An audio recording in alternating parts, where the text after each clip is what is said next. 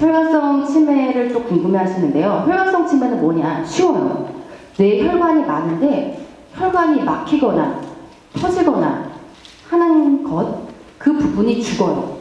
그래서 혈관이 좁아질 수도 있고 큰 혈관이 터질 수도 있어요. 옛날 말로 우리가 중풍을 맞는다고 하죠. 중풍을 걸린다. 이런 경우도 혈관성 치매가 올 수 있고, 그런 경우에는 잘 아시다시피 뭐 입이 돌아간다, 쓰러진다, 반신 마비가 된다, 이런 증상이 오는 거죠. 근데 이런 큰 혈관 치매, 중풍 같은 것 말고도 아주 작은 혈관들이 살면서 계속 막히고 있어요. 근데 그거는 입이 돌아가거나 쓰러지거나 이런 티가 안 나고요. 그냥 우리도 모르는 사이에 조금씩 막혀서 마치 나이가 들어서 피부가 늙는 것처럼 세포가 늙어가는 거죠. 근데 이게 더 많이 막히는 사람들이 있어요. 잘 아시겠지만 고혈압, 고지혈증, 그리고 당뇨, 이런 것들이 있으면 피가 끈적해지고 그 안에가 쉽게 말하면 지저분해져서 우리가 하수구에 찌꺼기가 더 많이 생기는 것과 비슷해요. 그래서 다른 사람보다 뇌가 빨리 늙고 있구나, 이렇게 생각을 하시면 돼요. 예방을 잘 해야겠죠. 그래서 혈관성 치매는 여기 보면 뇌에 혈관이 딱 터진 건데요. 터진 부분은 죽어요. 죽었죠. 이 부분은 살아나지 않아요. 살아나지 않기 때문에 요거는 우리가 회복할 수가 없고요. 다만 이 살아나지 않는 부분 옆에도 이게 처음 중풍을 맞으면은 뇌가 다 이게 멍해져요. 근데 죽은 부분 말고 옆에는 한 1년 정도 재활을 하면 다시 기능이 돌아오기 때문에 혈관성 치매는 일부는 조금 기능이 회복될 수 있습니다. 네, 그 말을 얘기를 드리는 거예요. 대표적으로 그래도 기억력이 떨어지고 말을 단어를 잘 생각을 못해요. 이거 그거 자꾸 이거 그거라고 표현이 늘어나고요. 또 감자를 얘기하고 싶은데 비슷한 고구마라고 얘기를 하기도 해요. 또 신문을 태연하게 보는 것 같은데 사실은 이해를 하는 게 옛날에 반도 안 돼요. 드라마를 보는 것 같은데 보고는 있지만 잘 이해를 못할 수가 있어요. 이게 다 언어 능력이 떨어져서 그런 거고요. 아주 잘 가던 시장길인데 갑자기 당혹스러울 수가 있어요. 전혀 기억이 안 난다. 이럴 때 길을 잃게 되는 거죠. 이제 물론 요즘은 전화기도 있고 잘 찾아주기도 하지만 보통 예전에는 이런 문제가 또 굉장히 많았습니다. 중요한 건 또 판단력이 떨어져요. 집을 안 팔아야 되는데 판다. 혹은 이 돈을 안 넘겨야 되는데 넘긴다. 이런 것들을 자기가 젊었을 때처럼 아주 또렷하게 판단을 하기가 어려워질 수 있습니다.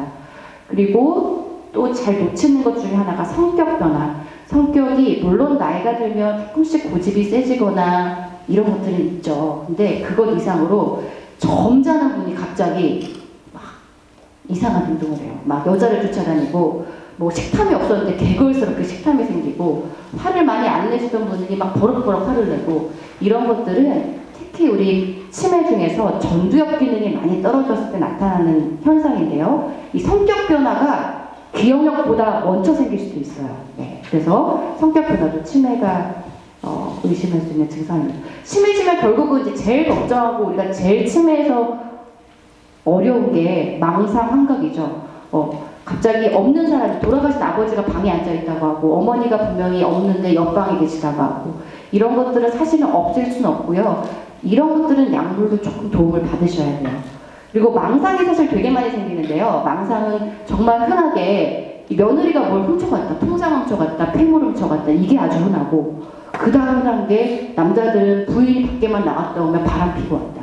이게 참 어딜 가도 흔한 망상이에요. 그래서 이런 것들은 이 치매 환자가 본인 생각이 아니라 그냥 뇌에서 시키는 말이다, 이렇게 받아들이시고 그걸 자꾸 싸우거나 맞게 고쳐주려고 하실 필요가 없어요.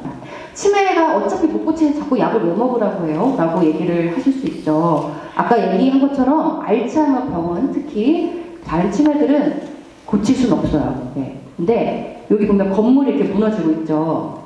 건물이 무너지는 병에 걸린 거예요. 와르르 무너지는. 근데 치매 약을 먹으면요, 여기 이렇게 기둥을 하나 세워주는 거랑 비슷하거든요. 무너지는 게 좀 천천히 무너져요.